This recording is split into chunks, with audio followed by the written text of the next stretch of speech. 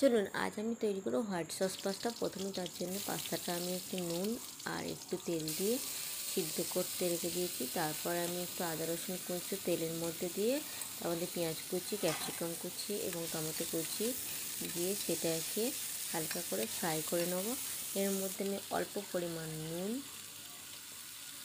এবং অল্প পরিমাণ একটু গোলমরিচ গুঁড়ো দেবো। হ্যাঁ, এর সাথে আমি কাঁচা লঙ্কা কুচিও দিয়েছি, কেউ না খেতে চাইলে দেবেন না। পাস্তা সিদ্ধ করাটা দিয়ে দিয়েছি। এরপর এটাকে একবার দুবার ভালো করে ভেজে নেওয়ার পর রেখে দেবো।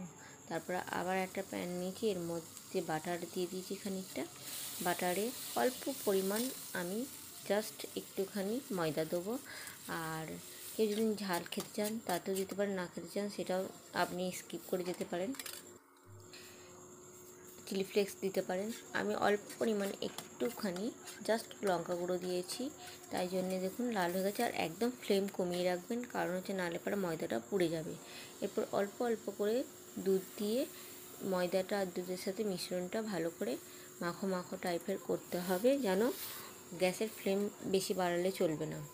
এরপর দেখুন আমার সুন্দর মতন ক্রিমি ময়দার সাথে দুধের হয়ে গেছে। এর মধ্যে আমি অল্প পরিমাণ নুন এবং চিজ, গোলমরিচ তিনটেকে অ্যাড করে ভালো করে একটু আপনার খুব বেশি না ফুটলেও হবে, অল্প পরিমাণ ফুটলে জাস্ট আমি দেখবো মেল্ট হয়ে গেছে সেরকম টাইপের হলে তারপর আমরা পাস্তা যেটা আমরা রেডি করে রেখেছি সেটাকে এর মধ্যে দিয়ে দেবো।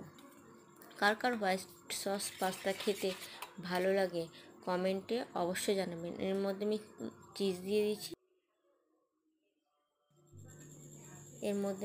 দিয়ে দিয়েছি, অল্প পরিমাণ।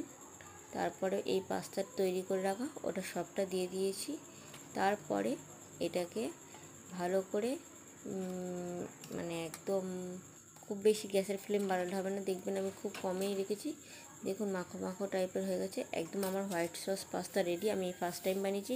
কমেন্টে জানাবেন কার কীরকম লেগেছেন এবং লাইক সাবস্ক্রাইবার করে দেবেন। এর মধ্যে প্লেটে নিয়ে আমি টেস্ট করে দেখেছি, খেতে খুব ইয়াম্মি হয়েছে।